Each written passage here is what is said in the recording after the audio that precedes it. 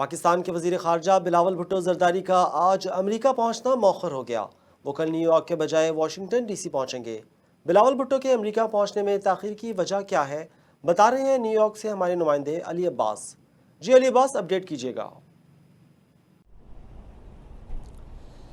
जी जैन, जैसा कि बिलावल भुट्टो जरदारी जो पाकिस्तान के वज़ीर ख़ारजा हैं, उन्होंने आज यहाँ न्यूयॉर्क पहुँचना था, लेकिन पीपल्स पार्टी अमेरिका के ज़राए ये बता रहे हैं कि वो समरकंद में मौजूद थे, जहाँ उनकी मीटिंग जो है वो तवालत इख्तियार करके, जिसके बाद उनकी फ़्लाइट जो न्यूयॉर्क आनी थी वो उनसे मिस हो गई है।